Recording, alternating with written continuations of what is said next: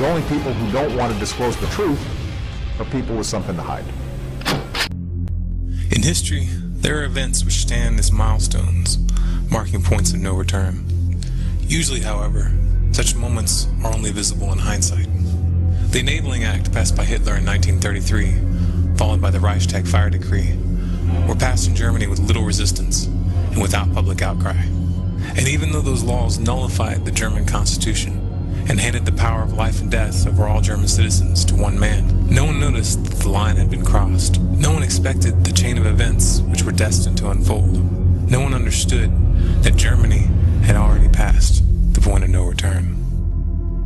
On December 15th, 2011, on the 220-year anniversary of the ratification of the Bill of Rights, the U.S. Senate passed the National Defense Authorization Act of 2012. The bill officially gives the military the right to arrest anyone, U.S. citizen or otherwise, and to hold them indefinitely without trial. And since the government will not be required to produce one shred of evidence to support its claims, a mere accusation of belligerent activities is now all that is needed to declare you an enemy combatant and to make you disappear forever. You might hope that such powers will never be used, but history consistently proves otherwise.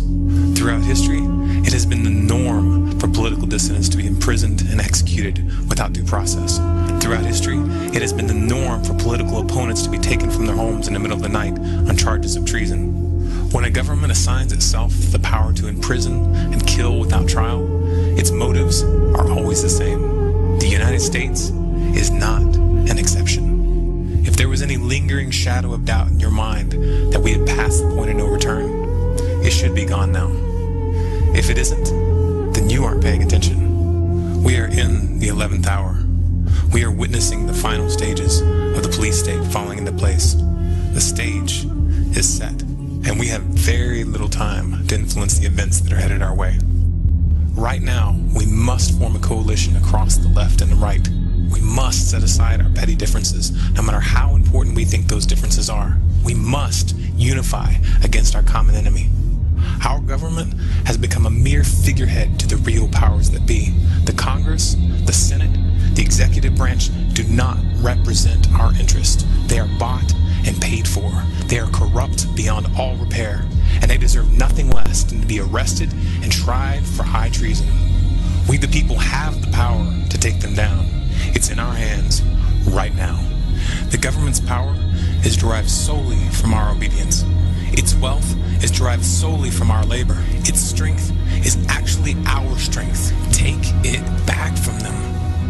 If in one unified strike we withdraw our money from the banks which have gorged on taxpayer dollars and cut off all payments, credit cards, loans, and taxes, if we refuse them our obedience and our labor and stand in defiance with clear intent, we will bring the machine to its knees. But we can only achieve this if we look past the artificial dividing line of left and right and act in unison as one people, as one nation, indivisible and focused on our goal. We must mobilize as if our lives and our children's lives depended on it, because they do. This is the 11th hour. And when they say, I want my lawyer, you tell them, shut up.